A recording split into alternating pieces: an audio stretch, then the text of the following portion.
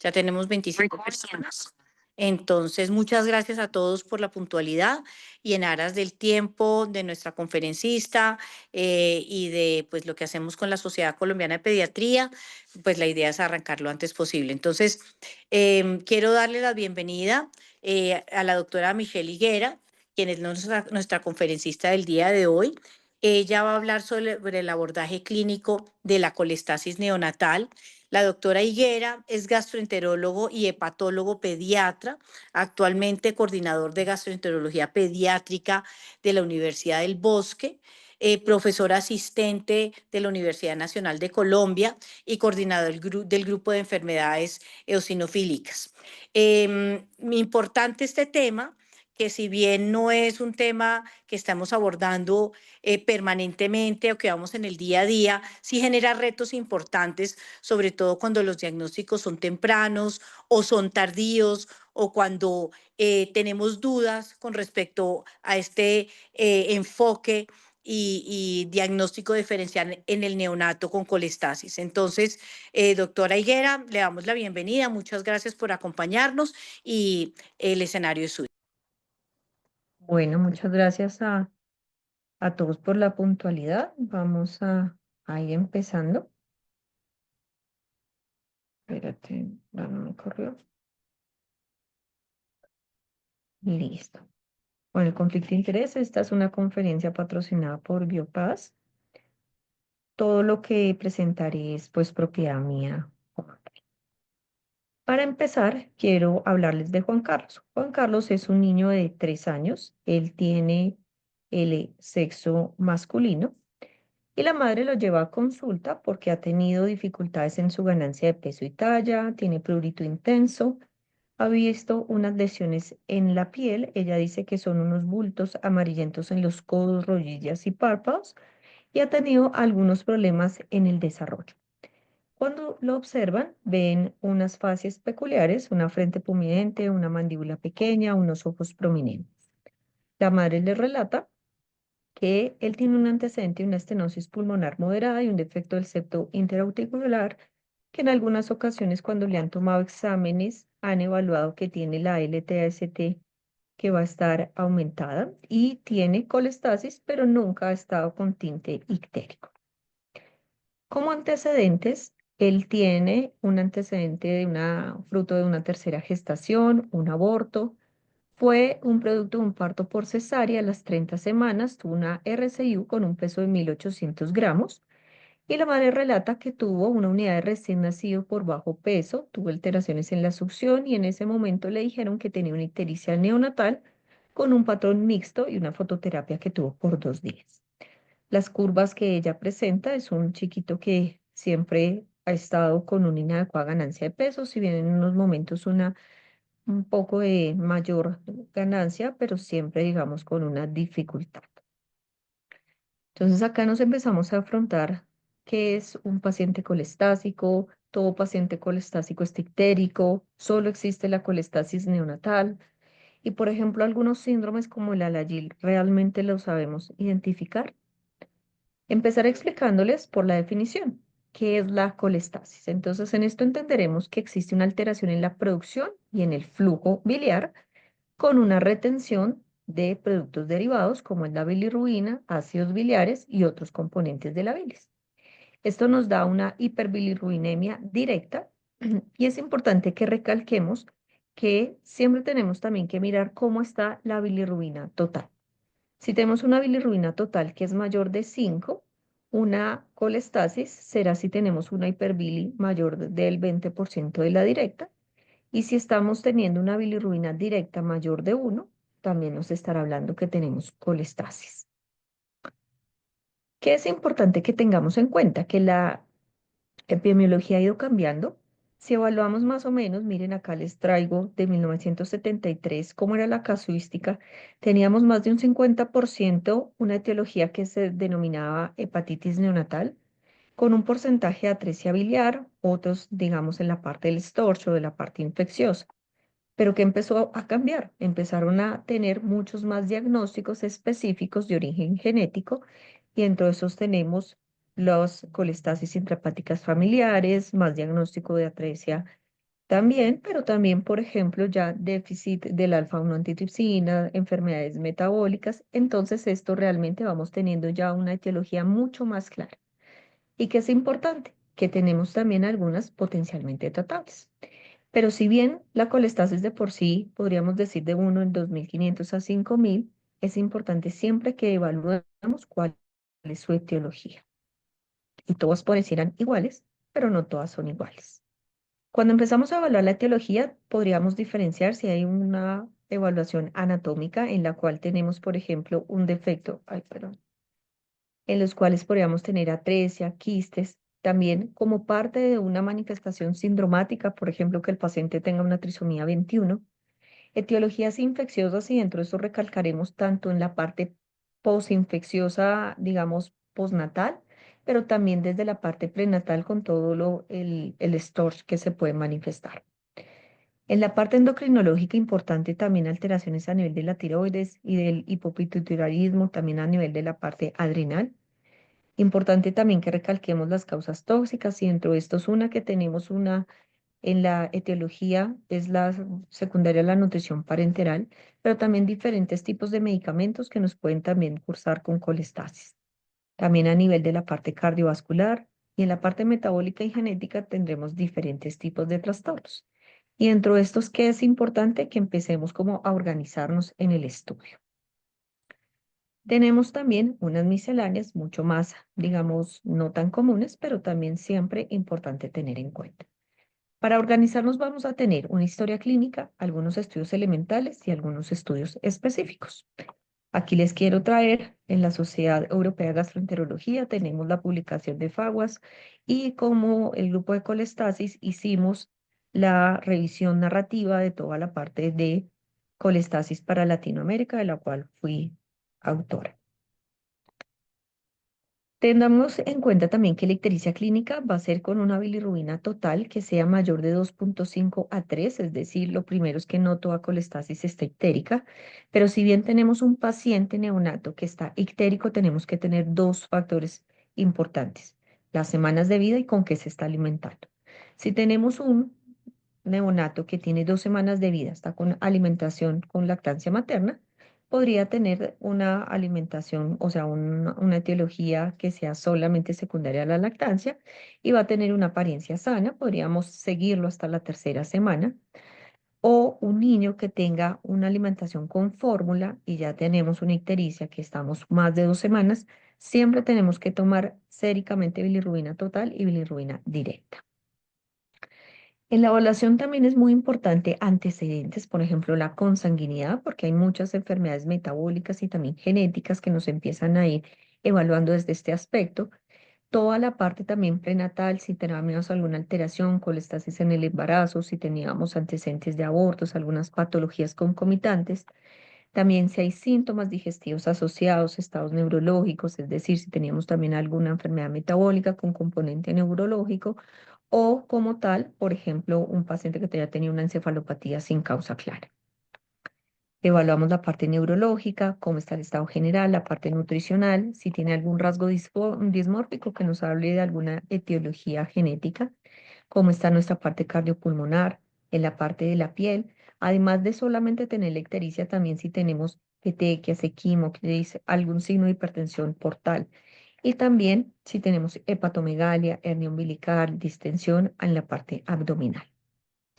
Las heces son muy importantes verlas y inclusive nosotros verlas directamente es de lo que más evaluamos, porque para una madre puede que el color que tenía su hijo pueda ser normal, porque es el color que ella ve desde el nacimiento o el color que se empezó a ir viendo en los primeros días de vida. Entonces, siempre evaluemos. En la colestasis podemos tener heces que sean parcialmente coloradas o totalmente coloradas. No necesitamos una acolia completamente. Importante que tengamos siempre nuestra consulta del recién nacido y del neonato y en las unidades neonatales. En muchas instituciones se les da a las madres y ahorita tenemos muchas aplicaciones, incluso estamos haciendo ahorita una en curso en las cuales la madre puede tomar la foto y con las aplicaciones se le manda y entonces ahí la inteligencia artificial le dice cuál fue el color, diciéndolo si es anormal o si es normal. Pero si no existen estas cartillas en las cuales la madre se empieza a observar que las heces son más digamos, hipocólicas, pueden permitir que tengamos una detección mucho más precoz. Se recomienda que la madre se le instruya sobre este método, digamos, de evaluación y en su primera consulta del recién nacido la lleve para que el médico lo evalúe. Y si las vemos en pañal, pues mucho mejor, o las fotos que nos pueda aportar la madre. En la antropometría importante también, no todo síndrome de colestasis vamos a debutar con desnutrición, pero sí sabemos que va a haber una desnutrición secundaria y también puede afectarse, por ejemplo, solamente la talla. Entonces, importante siempre verificar cómo viene ese estado nutricional.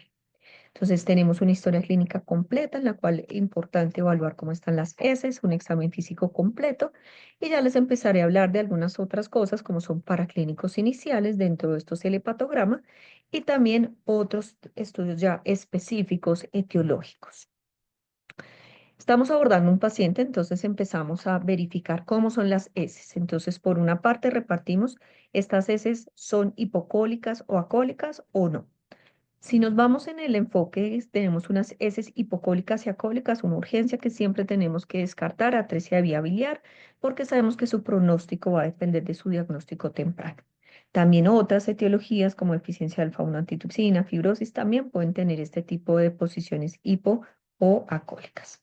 Si no, empezaré a hablarles de la GGT. ¿Y qué es la GGT? Recordemos que la GGT es una enzima microsomal que está tanto en los canalículos biliares, también en los túbulos renales, en el páncreas, en la parte pulmonar, pero es mucho más específica de evaluación de obstrucción de la vía biliar más que la fosfatasa alcalina. Entonces vamos a tener una GGT, perdón, y dentro de estos la diferenciamos. Va a ser una GGT que va a estar elevada o que va a estar normal. Si vamos a tener una GGT que va a estar elevada, vamos a tener, por una parte, tenemos alguna característica a nivel de sus fases. Tenemos, por ejemplo, una frente que va a ser prominente, prurito, cardiopatía, anomalías esqueléticas, por ejemplo, con vértebras en alas de mariposa. Tenemos también embriotoxón posterior. Nos podría este fenotipo pensar que tenga un síndrome de Alagille, sino otras características, por ejemplo, que tenga un prurito, que tenga litiasis biliar, que tenga esplenomegalia, consanguinidad, que sea alguna de los síndromes como la colestasis intrahepática familiar.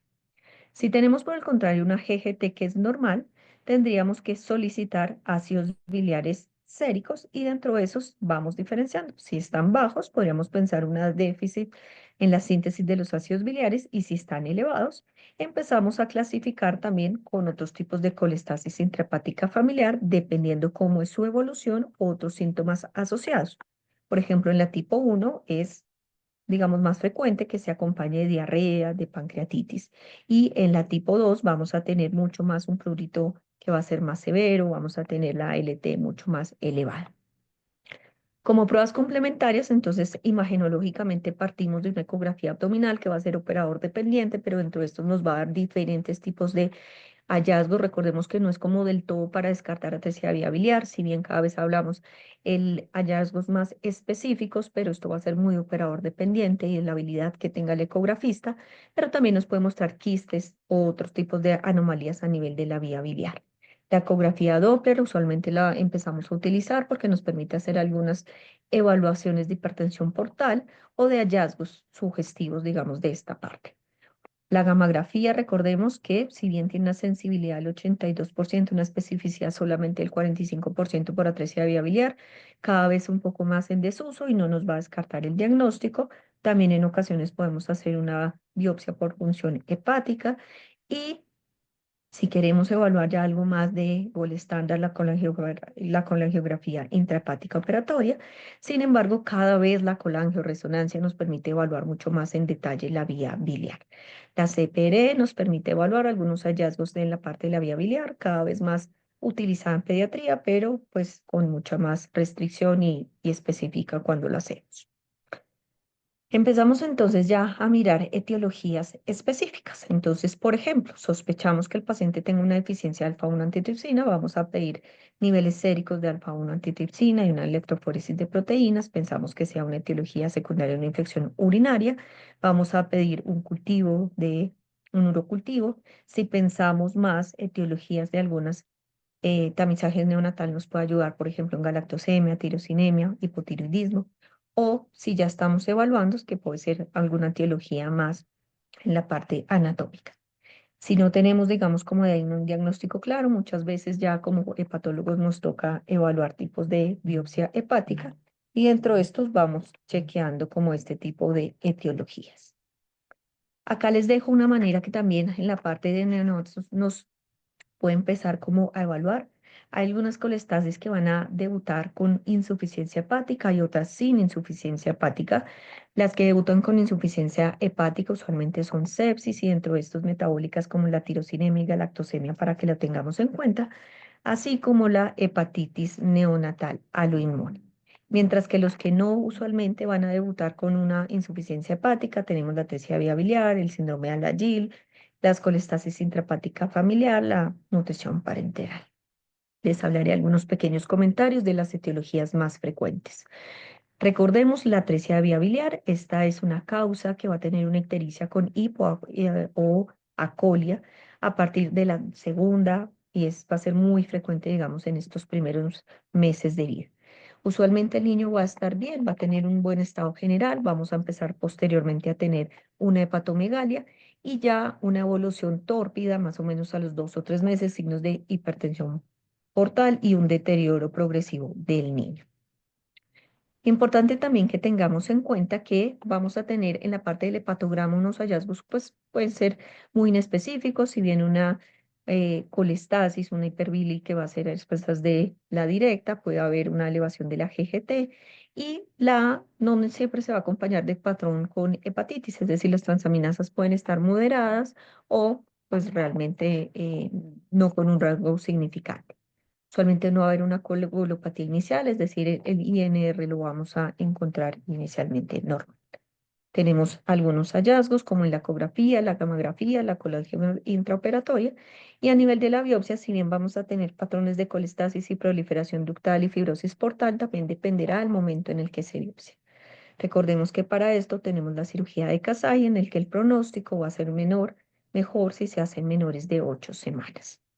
Ahora les hablaré del síndrome de Alagille. El síndrome de Alagille es una patología con una incidencia que se dice más o menos de 1 en 30.000 a 70.000 recién nacidos vivos. Va a ser de característica autosómica dominante, pero tengamos en cuenta que también hay un 50 o un 70% de mutaciones de novo. En estas sabemos que las mutaciones, el 90% va a estar en el JAK1 y otras va a estar en Notch 2. Y tengamos acá en cuenta que lo que va a haber es una alteración en la angiogénesis, por lo cual va a haber una vasculopatía sistémica. Es por eso que vamos a tener diferentes tipos de manifestaciones. Clásicamente tenemos los criterios mayores, dentro de estos tenemos la colestasis crónica, que va a ser alrededor del 95% de los pacientes. Fases características, las fases características, una cara que va a ser triangular, una frente que va a ser prominente, vamos a tener unos ojos que van a estar con una separación mucho mayor. Importante también una voz que va a ser, digamos, mucho más aguda.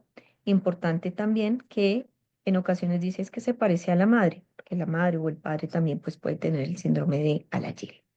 Defectos en vértebras en alas de mariposa. Siempre tengamos en cuenta, no todas vértebras en alas de mariposa dan síndrome de Alagille, pero cuando lo tengamos siempre hay que descartarlo. El embriotoxón posterior también se puede encontrar inclusive en el 15% de los años, pero lo mismo. Si encontramos o el oftalmólogo reporta un embriotoxón posterior, siempre hay que descartar síndrome de Alagille. Dentro de los defectos de tabique, los que más tenemos van a ser en la parte de la pulmonar y vamos a tener también defectos del septum a nivel de la parte cardíaca. Como criterios menores vamos a tener un retraso del crecimiento, anormalidades renales, dentro de estos pueden haber algunos quistes, los santomas que muchas veces pueden pasar como un hallazgo inespecífico, siempre también evaluar, dentro de estos también enfermedad ósea por toda la deficiencia que va a haber crónica en la parte del metabolismo calcio-fósforo, la voz aguda que les mencionaba, trastornos del aprendizaje y en ocasiones va a haber hipogonadismo. Siempre importante, y aquí les quise traer fotos porque, por ejemplo, uno puede ver el padre digamos, similar y es que el niño se parece y pues más bien que sea una condición que es genética y que va pasando generación tras generación. En cuanto al déficit de alfa-1 antitripsina, lo que vamos a encontrar acá es un bajo nivel sérico del alfa-1 antitripsina. Recordemos que esta también vamos a tener compromiso pulmonar, entonces en ocasiones también incluso en los adultos se empieza a evaluar por toda la parte del compromiso pulmonar, pero en los niños también que empezamos a ver que puedan tener también alguna característica a nivel neumológico, es importante también que evaluemos. Dentro de estos, ¿qué es importante que tengamos en cuenta? Va a tener digamos, una variabilidad en su expresión. Algunos niños pueden tener colestasis, hepatitis neonatal, pero también uno puede ser un niño que tenga una falla de medro que no va a ser explicada, importante también que tengamos en cuenta. Recordemos que el hígado va cambiando, entonces hay chicos que pueden estar en una fase todavía un hígado sano, pero otros niños ya estarán debutando con una cirrosis o ya cáncer y va a tener mayor riesgo de carcinoma hepatocelular. Enfermedades metabólicas, la fibrosis quística, enfermedad genética que cada vez tenemos que tener más en cuenta. Si bien pedimos iontoforesis, siempre recuerden, y yo que estoy en el programa de fibrosis quística del Hospital San José Infantil, una iontoforesis no descarta el diagnóstico siempre que haya sospecha ir a la parte genética. Vamos a tener dentro de las enfermedades metabólicas algunas que van a cursar con falla hepática, como la galactosemia, la tirosinemia, la hemocromatosis, y otras más como depósito, como la glucogenosis, como el Niemann-Pick y otros tipos de alteraciones. Vamos a pasar acá, o dentro de estos la galactosemia, se las quise colocar porque esta es una entidad en la cual vamos a tener síntomas que pueden estar desde las pocas semanas de vida y dentro de estos puede estar con falla hepática, ictericia, importante también las cataratas y sabemos también que ellos van a tener mayor riesgos de sepsis por gram negativos. Dentro de estos empezamos a tener estudios como sustancias reductoras en orina, pero pues tenemos también que tener los diagnósticos como tal genéticos. En la tirosinemia vamos a tener alteraciones, entonces podemos tener puede haber tubulopatía, disfunción hepática, también puede haber neuropatía periférica. Importante también que hagamos el estudio genético. La hepatitis alloinmune no es la más común, pero también es una causa de hidrops, hepatomegalia dura y esplenomegalia. Son chiquitos que debutan gravemente con una falla hepática y en esto vamos a tener aumento de la ferritina, saturación de la transferrina y aumento también en la parte de las biopsias de las glándulas salivares van a ver los depósitos de el hierro extrahepático. Este es un tema que cada vez tenemos mucha más, digamos, mucho más conocimiento. Teníamos 3 clásicas, ahora tenemos más de 7 colestásicas intrahepáticas familiares. Dentro de estos sabemos que hay diferentes tipos de efectos de transporte. Dentro de estos pueden haber uno, que haya una alteración en la translocación de la fosfatidilcolina. Por otra parte, la bomba exportadora de sales biliares o de la translocación de los aminofosfolípidos de la membrana canalicular. Y dentro de esto es importante y les dejo tips. Siempre para nosotros toda pancreatitis tiene que tener etiología y una colestasis intrahepática familiar puede estar debutando como pancreatitis. También colestasis, los cálculos, la litiasis siempre se estudia en pediatría y una causa puede ser colestasis intrahepática familiar. Y también algunos chiquitos que tienen diarreas crónicas, si no sabemos la etiología, también pueden ser por este tipo de alteraciones. En la deficiencia de ácidos biliares vamos a tener, digamos, un pequeño porcentaje de estos, ya es mucho más raro, pero importante, como les decía en el algoritmo, que lo tengamos en cuenta si tenemos como tal la GGT que va a estar normal.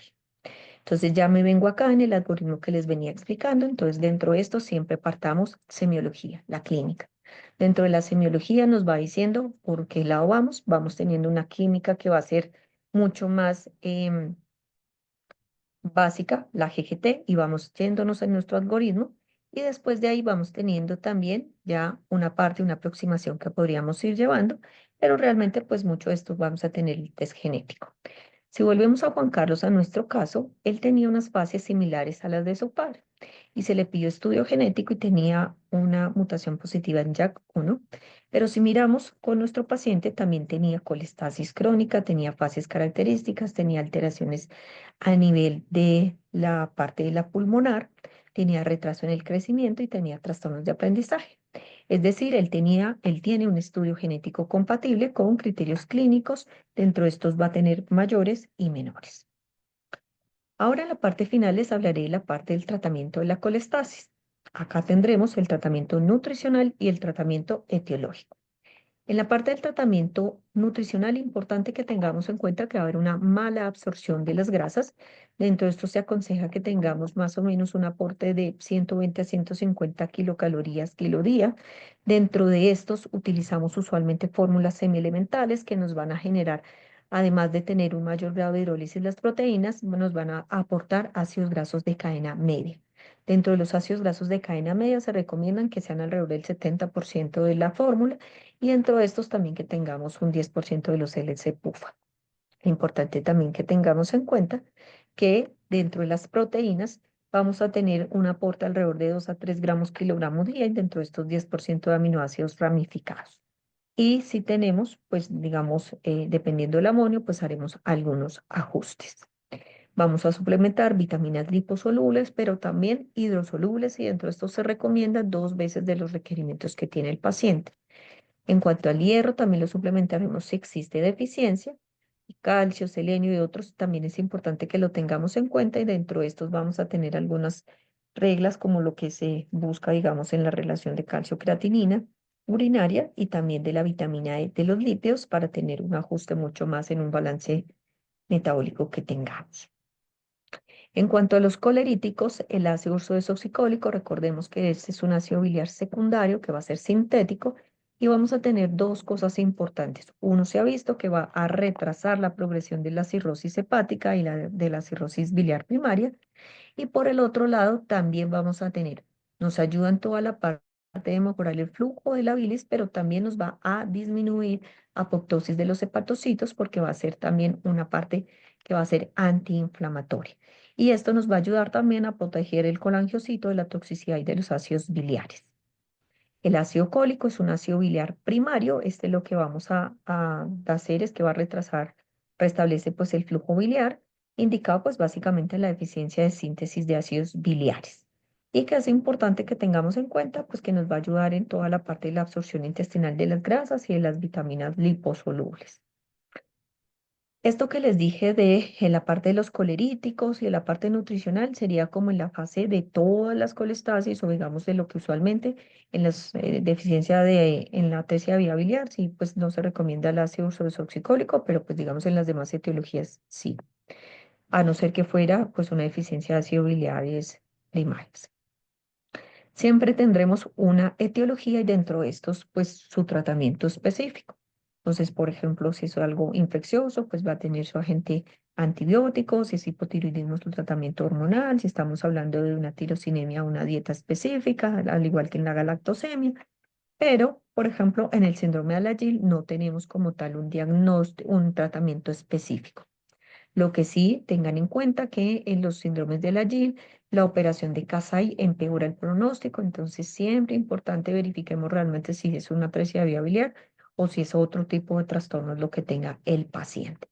Pero hay pacientes o la calidad de vida de los síndromes de Alagil, su síntoma principal va a estar el prurito.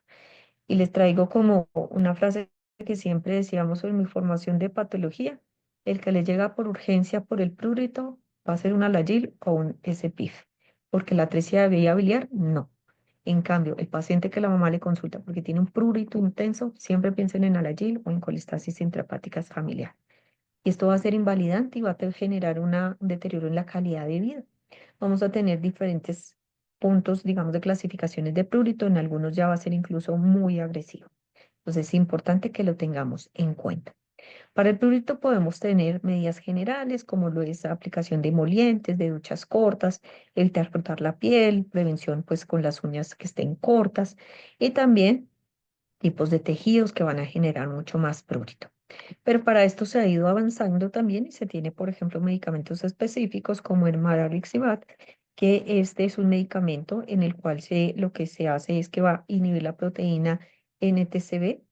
Entonces, perdón, entonces acá lo que nos va a ayudar es al inhibir a esta parte de la proteína.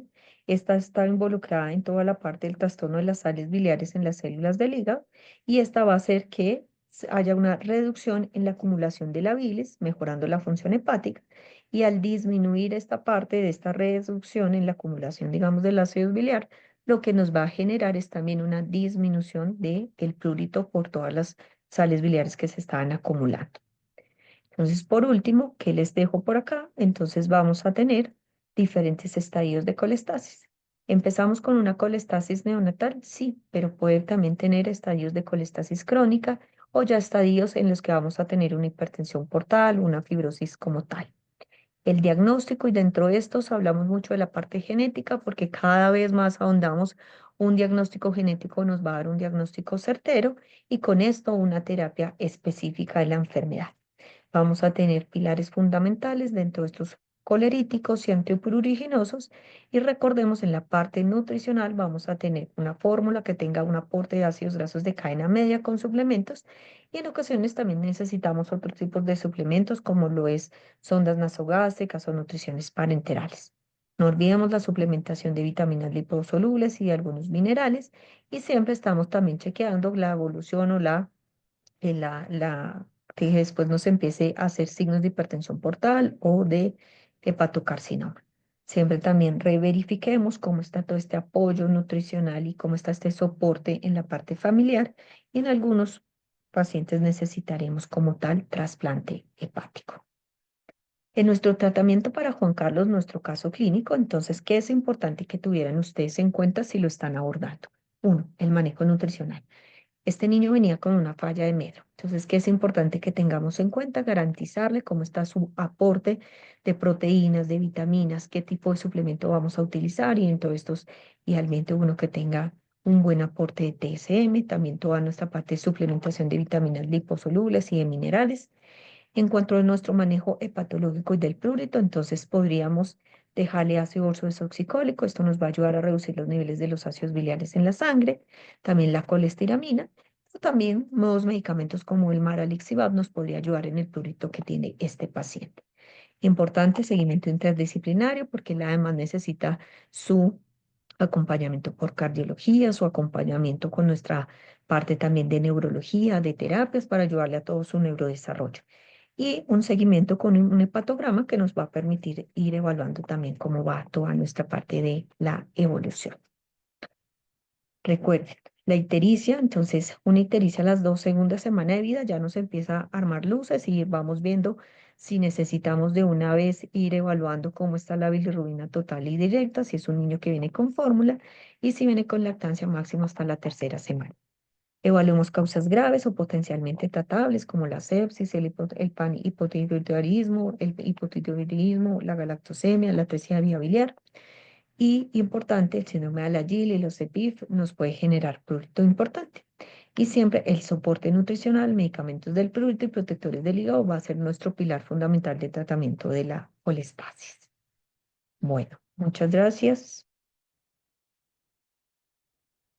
Muchísimas gracias, doctora Michelle, por esa ilustración tan, o sea, muy clara, muy fácil para todos los grupos de atención que tienen estas dificultades en los diagnósticos, porque de verdad, pues uno ve los esquemas, ve los flujogramas, pero desafortunadamente muchos pacientes llegan ya sea en una etapa muy temprana, una etapa neonatal muy temprana, donde a veces es difícil hacer el diagnóstico y muchos de estos pacientes inclusive se nos pueden perder, aún sospechando que puedan tener cualquier tipo de estas patologías y uno puede prevenir complicaciones a mediano y a largo plazo, o inclusive llegan ya más tardíamente cuando no hay mucho que hacer, sino casi que terminan en un trasplante hepático que pues empezando desde etapas tan tempranas, pues realmente las posibilidades en países como el nuestro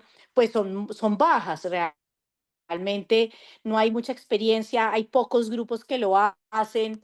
Entonces, si bien hay grupos en otros países que sí son muy buenos en este tipo de cosas, desafortunadamente nosotros en eso yo creería que estamos bastante, nos llevan bastantes años de ventaja.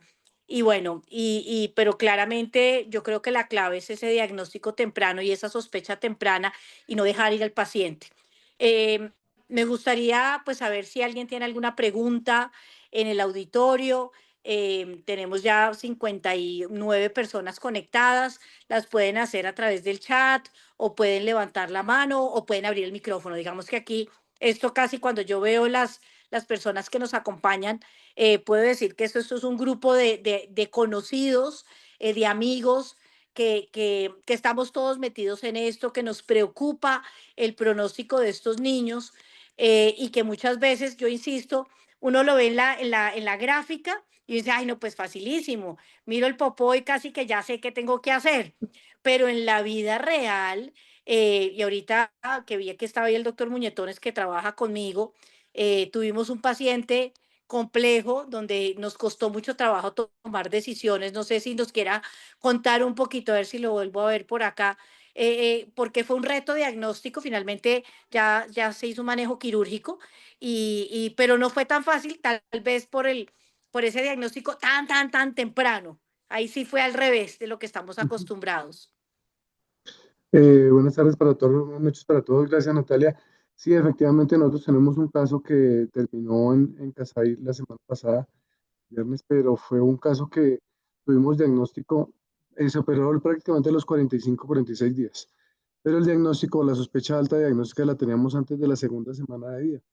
Fue una ictericia muy temprana. Lo único que se nos demoró un poco en llegar fue el reporte de los ácidos biliares, pero terminó hasta con exoma completo para descartar todas las causas genéticas. Es un caso que incluso estamos preparando para publicación, porque fue un caso que nos enseñó mucho y nosotros definitivamente tuvimos la posibilidad de la cirugía, pero entonces desde el punto de vista de grandes, de series grandes, no sabemos cómo le va a ir a estos bebés desde el punto de vista de pronóstico, porque la gran mayoría de los casos tenemos en la cabeza que terminan en trasplante hepático alrededor de los 10 años.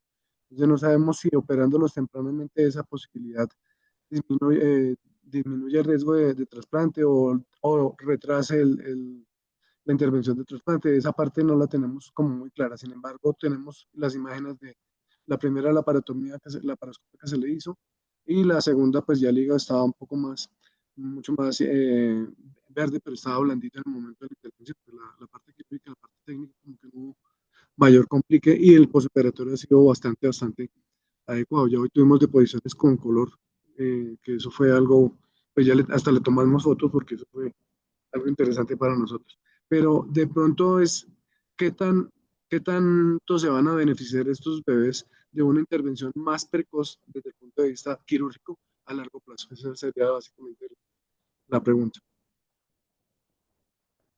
Bueno, me parece espectacular como pues un reto diagnóstico, pero me parece pues muy sorprendente el caso que les tocó enfrentar. En la parte de el hígado es un hígado, el hígado es un órgano que es muy noble. Usualmente en las tasas de retrasplante del hígado no es tan frecuente o como estas cosas que tenemos, por ejemplo, con el riñón. Yo en mi formación, digamos, yo me formé en el Hospital Italiano en Buenos Aires. Nosotros pues teníamos muchos, digamos, casos, digamos, de diferentes trasplantes y en momentos de llegada. Pero sí lo que se tiene, digamos, en la atresia de vía biliar, la atresia de vía biliar es un diagnóstico que por eso es una urgencia, porque entre más precoz se haga, la parte, digamos, de la portoenteroanastomosis va a tener mejor pronóstico. Yo tenía pacientes que tenían, por ejemplo, post-Casay, niños de 17, 18 años, o sea, no necesariamente es que todos van a trasplante, pero eso va a depender mucho de la evolución y del componente también, cómo nos va con el hígado. El hígado, si ya empieza a tener cambios, el hígado también se regenera. Incluso hay niños, por ejemplo, yo tengo un caso, es bastante interesante, él tiene fibrosis quística, yo lo tengo en el programa ahorita de fibrosis quística, pero él debutó con falla hepática. Al primer mes de vida, debutó con falla hepática. Dentro de eso tenía hepatomegalia, una esteatorrea, un pañal, literal aceite, como si le hubiera echado aceite completamente. Y este paciente, cuando se le hizo la biopsia en ese momento, tenía una fibrosis bien importante. Pero se empezó a hacer toda la evaluación y estudio de otras etiologías. Tuvo 5 iontoforesis normales, por eso siempre les molesto como la iontoforesis no descarta fibrosis. Pero ahorita, pues digamos, cuando se le hizo toda su secuenciación y todas sus cosas, delta F508, o sea, mutación, digamos, la más común. Ahorita ya lo tenemos en triple terapia con moduladores del CFTR y el hígado se regeneró, o sea, también el hígado va mejorando. Entonces, de algún modo que es importante el diagnóstico, pero que tengamos en cuenta también la etiología, porque es que la etiología es la que nos va a dar realmente qué es lo que pasa con ese niño. Y si ese niño es quirúrgico porque tiene una atresia de vía biliar o porque tiene alguna otra alteración que necesitamos quirúrgico, es importante que se le haga ahí para que no progrese. Y si tenemos otros tipos de etiologías, bien sean genéticas o metabólicas, también es importante porque ya tenemos medicamentos específicos para unos, pero también medicamentos que nos van a ayudar también en la calidad de vida, en la parte nutricional, porque es que la desnutrición también empeora a su vez toda la parte de estos niños. Entonces, muchos chiquitos no llegan a trasplante por la desnutrición. Entonces, tenía una atresia de vía biliar, pero tenía de ahí, digamos, diferentes tipos de situaciones. Nosotros en mi hospital teníamos el panel de colestasis. En el panel de colestasis se tenía el estudio genético y ahí se miraba fibrosis quística, diferentes tipos de colestasis intrafamiliar, síndrome de Alagille, teníamos fibrosis quística. Entonces es bueno, digamos, pues escuché que hicieron exoma. Bueno, exoma pues que es una cosa grandiosa porque tenemos, pero a veces no tenemos la disponibilidad de todo el exoma, pero sí, digamos, de por lo menos las causas más frecuentes genéticas que pudiésemos evaluar, que es el panel, digamos, genético que se puede hacer en los estudios de colestasis. Gracias. La otra pregunta es de respecto a ese tipo de posoperatorios. ¿Qué tan inconveniente es soportar con nutrición parenteral en el posoperatorio? Pues porque realmente como se va a demorar un poquito en la comida, lo que decidimos fue ponerle nutrición ciclada con un aporte lipídico de 1,5 gramos por kilo máximo por día y también tenemos como, pues obviamente para el manejo del dolor no tenemos acetaminofén, no le ponemos acetaminofén, estamos como fina, pero no sabemos qué otras cosas podemos adicionarle al manejo como para la parte de recuperación. Sí, lo que usted dice, doctor, es súper valioso también. Estos niños necesitamos nutrirlos y a la vez la nutrición puede ser también una noxa que después se nos pueda inflamar o pueda hacer algún otro cambio, sí, pero es importante que tengamos como esa parte, digamos, de evaluación. Prontamente saldrá ahorita publicado el consenso que hicimos ahorita para Latinoamérica de atresia de vía biliar, en el que especificamos mucho también este posoperatorio.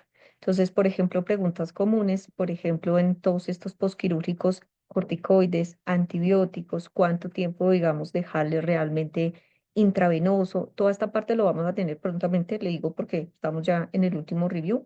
Nosotros en el Congreso Mundial hicimos la presentación de ahí, en el cual ya dejamos como algunas ya indicaciones más específicas.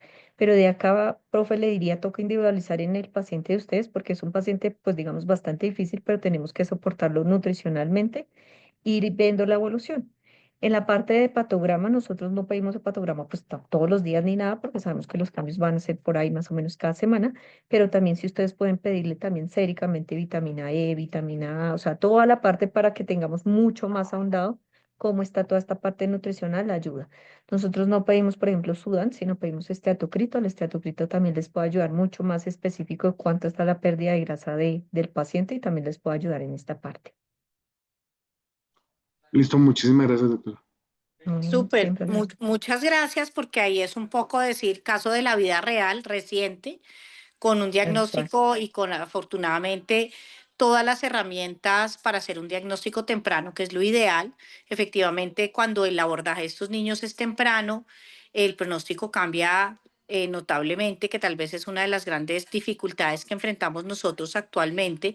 Y muchos de estos niños ya llegan en unas etapas tardías, donde el reto efectivamente es saber la causa de esa colestasis, pero el problema es el resultado de esa colestasis que nos lleva a esta lesión crónica hepática de difícil recuperación. Entonces, pues lo ideal es hacer estos diagnósticos tempranos y yo creo que enfocar un poco más el abordaje desde una sospecha y de no pensar que el niño ictérico es normal y lo vamos prolongando en el tiempo y entonces hacen cosas como indebidas, como no, esa es la leche materna, entonces ya quitan la leche materna y esto pues es un círculo vicioso que eventualmente pues obviamente pues inclusive los padres se acostumbran a ver al bebé de ese color y no consultan. Yo creo que ahí está un poco el reto de hacer la conciencia de que esto es como una carrera contra el tiempo y que no se pueden como no se puede evitar, o sea, hay que hacer todo lo posible por hacer el diagnóstico, para hacer el manejo integral, adecuado y en el caso de que sea quirúrgico, pues efectivamente hacer el manejo quirúrgico lo antes posible. Y quiero un último comentario y un poquito, digamos, yéndonos no solo al periodo neonatal, también el neonatal, pero importante el prurito, en el sentido que a veces, digamos, se utilizan muchos corticoides o, digamos, dermatitis atópica, o sea, como enfocado como en el prurito por esa causa y no tomamos unas bilirrubinas. Entonces es importante también tengan en cuenta que no está ictérico, pueda que el paciente no esté ictérico, pero sí está colestásico. Entonces también ese es como un tipcito importante que tengan en cuenta. Súper importante y clave, porque pues es otra de las cosas clínicas que nos da. Y efectivamente son esos niños que inclusive pueden consultar varias veces a urgencias, les cambian el jabón, que no los bañen o que sí los bañen con yo no sé qué cosas, que le echen tal loción. Entonces, pues sí es clave entender que el prurito, o sea, la historia clínica es supremamente importante y también examinar al paciente. Muchos Tal tienen cual. hepatomegalia y ni siquiera los hemos palpado, pues que son barrigones. Es un reto diagnóstico, pero miren que la sospecha clínica es clave. Y yo creo que eso es uno de los grandes mensajes que uno se tiene que llevar. Otra cosa que creo que es importante, que me gustó mucho de tu presentación, es el enfoque a la familia. Digamos, como esto termina siendo como un paciente con una cardiopatía congénita, esto es de por vida. Entonces, hay que entender que para la familia y sin saber o tener un diagnóstico y con toda la cantidad de estudios que se hacen, que muchas veces no se tienen unos resultados o no se tienen los estudios que uno quisiera desde el punto de vista genético. Entonces, sí creo que el acompañamiento a la familia y explicarles que eventualmente no es solo, pues además de hacer el diagnóstico, hacer el manejo temprano para evitar las complicaciones a corto, a mediano y a largo plazo, pero claramente es una dificultad para las familias. Perfecto. Bueno, perdón, voy a interrumpirlos en el chat. Hay un formulario que les voy a pedir el favor que nos llenen por parte pues, del grupo que nos acompaña en que es Biopaz con sus enfermedades huérfanas y que nos acompaña en este webinar del día de hoy. Y nos parece muy supremamente importante que podamos compartir pues estas experiencias y estas preguntas que nos hacen en ese formulario que nos mandan. Es un tema realmente, yo diría que fascinante, pues digamos, sobre todo por la parte diagnóstica y para mí también desde la perspectiva nutricional. Yo creo que es un reto nutricional. Me gusta mucho lo que dice la doctora Michelle en cuanto a que casi que no hay recetas. Se adecúa a la nutrición de acuerdo a las necesidades de cada niño, pero hay que buscarlo. Yo creo, desde el punto de vista neonatal, que hay algo que ha cambiado, tal vez a la neonatología y a la pediatría, y es ese proceso de que sabemos que la nutrición es la base de muchas de las patologías que tenemos para resolverlas. Partimos de que muchos de estos niños pueden tener, como el caso que tú presentas, una restricción de crecimiento intrauterino, y a uno le parece un niño chiquito o un niño prematuro y la nutrición nos va a cambiar muchas cosas. No buscarle al niño con restricción de crecimiento, no es solo la placenta, no es solo la mamá desnutrida, no es solo la mamá que consume sustancias, a veces detrás de eso hay otras cosas, como tú lo expusiste acá. Hay un grupo claramente que a veces no terminamos sin diagnóstico, que siempre se ha asociado a infecciones virales que posiblemente podemos no identificar en el momento en que hacemos el diagnóstico. Entonces eso también es importante. Sí. Y no sé, pues me gustaría que en el chat o si alguno tiene alguna otra pregunta, porque el tema me parece muy interesante y ganador. Aquí Vanessa dice, ¿cómo podemos acceder a la prueba genética? ¿La cubre la EPS? Hola, ¿cómo están? Mucho gusto. Mi nombre es Hola. Melissa. Yo soy médico de enlace científico del laboratorio Biopaz y me tomo aquí un poquito la palabra para contestarle a Vanessa. Nosotros desde Biopaz apoyamos el diagnóstico genético tanto de la colestasis intrahepática familiar progresiva como del síndrome de Alagille. En ambos casos pueden contactarse conmigo y nuestro jefe médico, nuestro director médico es genetista molecular y hacemos las aprobaciones de la realización tanto de exoma clínico como de panel de colestasis dependiendo del caso de cada paciente. Las pruebas genéticas las cubre la EPS, efectivamente, pero hay veces que el acceso a ellas es muy complicado. Entonces tenemos pacientes en los que se les demora el diagnóstico 6, 7 meses mientras se les dan las aprobaciones pertinentes por parte de la EPS, y pues por eso sepan que pueden contar con este apoyo diagnóstico, que no solo al final va a servirles para estas patologías, sino para muchas de las causas genéticas de colestasis. Y recientemente estuvimos como en contacto con nuestros compañeros de toda Latinoamérica, porque Biopaz tiene presencia en toda Latinoamérica, y comparativamente los pacientes que ellos han identificado con los de nosotros, ellos tienen unos diagnósticos muy, muy tempranos. Es decir, ellos hacen diagnóstico en la etapa neonatal, en los primeros años de vida, y nosotros tenemos niños a los que las pruebas genéticas se las hacen a los 10, 12 años. Entonces, sepan que las pruebas genéticas han revolucionado completamente, digamos, el pronóstico de estas enfermedades por la detección temprana de ellas, y pues que pueden contar con nosotros como una herramienta diagnóstica oportuna en caso de que lo necesiten. Muchas gracias, Melissa. Bueno, veo comentarios, Michelle, súper interesantes eh, agradeciendo y felicitando por la excelente charla, muy interesante, excelente conferencia. No veo más preguntas así específicas. Creo que hay mucho que trabajar pues agradezco a todas las personas que participaron, que nos acompañaron en la noche de hoy, a Biopaz pues por apoyarnos en esas estrategias pedagógicas de la Sociedad Colombiana de Pediatría y pues nuevamente a la doctora Michelle, de verdad. Nos encantó el abordaje, nos encantó la manera como se presenta esta patología tan compleja y esperemos que todo esto construya y todo esto sea ganador para los procesos que estamos viviendo con nuestros niños. Estamos viviendo un momento, y lo quiero decir acá porque me parece clave, muy duro para la pediatría. Cada día nos cierran más unidades, más camas, más servicios. Tenemos que seguir juntos, tenemos que seguir peleando por nuestros pacientes. Recordar que, y yo vuelvo y lo digo, esos niños de hoy son nuestros adultos del mañana, que son los que nos van a reanimar cuando estemos más viejitos o no. Entonces hay que cuidarlos, hay que cultivarlos y seguiremos luchando por nuestra infancia. Esa es la idea de la Sociedad Colombiana de Pediatría Regional Bogotá, poder transmitir todos estos mensajes, poder unirnos en torno a la infancia, es nuestra misión y pues continuaremos adelante en estas estrategias que para nosotros son tan importantes y consideramos ganadoras. Entonces, muchas gracias, doctora Michelle, un gusto de verdad haber podido compartir. Y aquí están preguntando por la presentación. Queda grabada y la subimos en la página de la sociedad. Entonces ahí la pueden encontrar, la presentación. Y de Hola todas Nata. maneras, Gracias, eh, Natalia. Y señor, también los contactos, por favor, por el interno, después hablamos. Gracias. listo.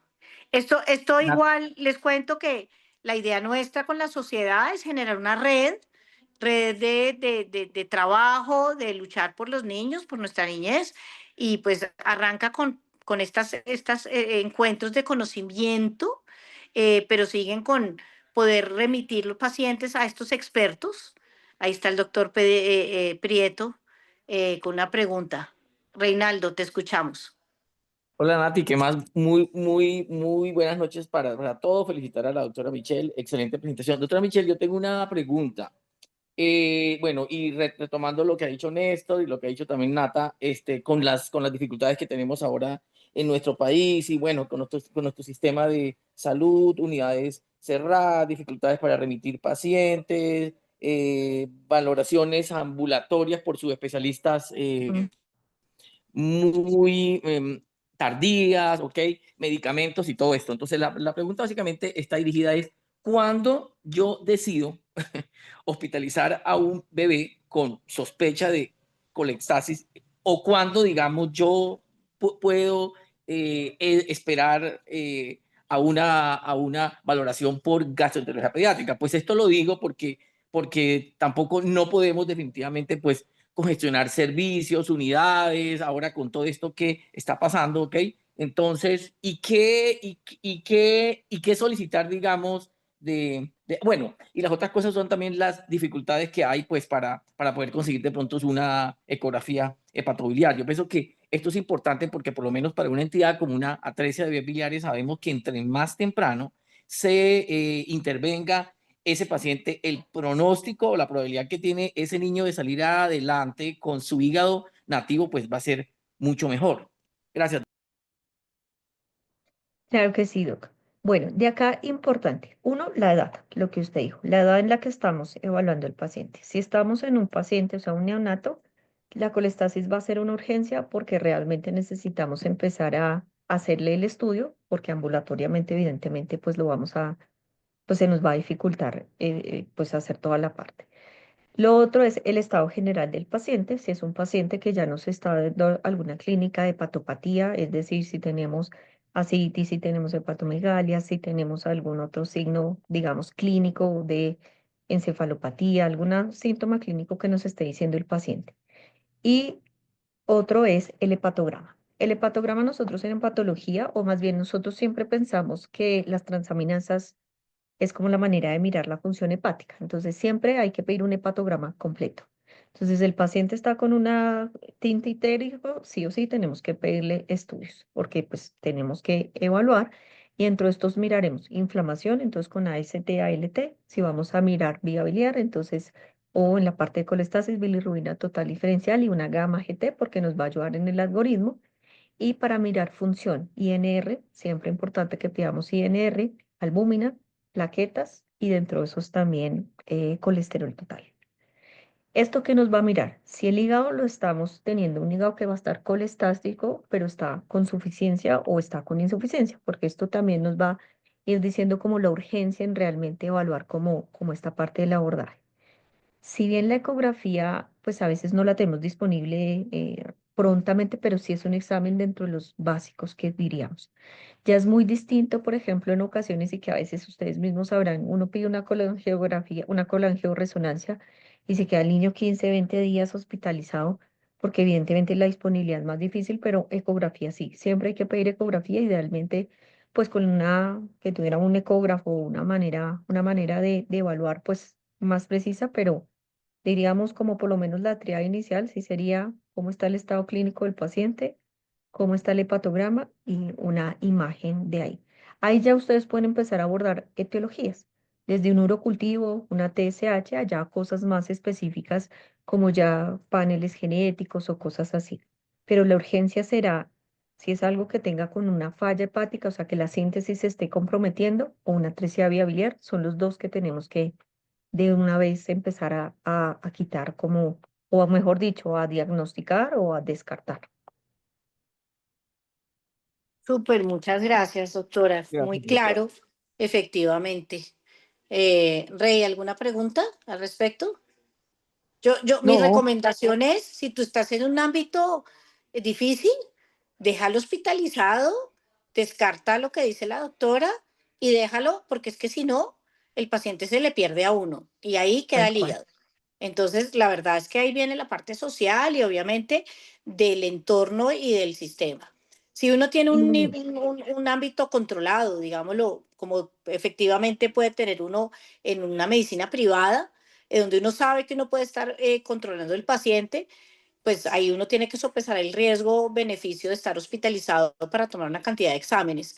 Y si es un estudio genético que va a demorar y no va a cambiar el diagnóstico o el pronóstico, pues uno eventualmente lo puede manejar ambulatorio. Pero bueno, claramente hay que descartar atresia de vías biliares y eventualmente la falla hepática o la insuficiencia hepática que pueda presentar en ese momento. Pero en el momento como estamos ahora, para mí, casi que uno dejaría el todos. paciente hospitalizado, simplemente porque es que si no lo dejas hospitalizado, no va a lograr las autorizaciones ambulatorio. Va a ser un karma para la familia y ahí hay que entender lo difícil que se ha vuelto para las familias hacer todos estos estudios ambulatorios, entendiendo que es un riesgo estar hospitalizado. Y hay una parte también importante, Doc, pues también toda la parte como legal y todo es importante que lo tengamos en cuenta porque pues también uno lo puede mandar a ambulatorio, pero pues también después los padres dicen, ¿y por qué me mandaron? Si, digamos, en la parte, digamos, de ahí, eso también es importante como tenerlo en cuenta también de ahí, porque la De colestasis es una acuerdo. urgencia, es un triage de urgencia, no es un triage 4, es uno de urgencia. ni 5. Esa fue la razón por la cual tuvimos al paciente Sí, hospitalizado hasta la cirugía, desde los 2 días de vida.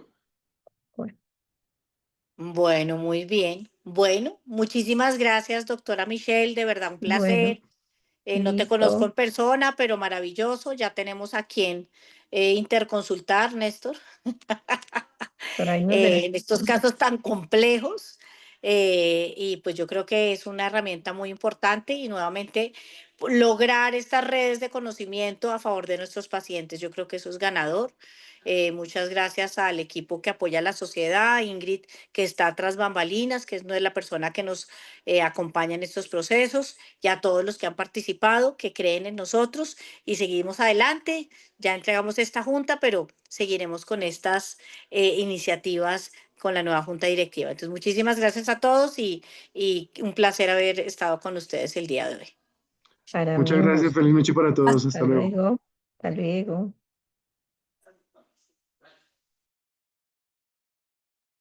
Muchísimas gracias.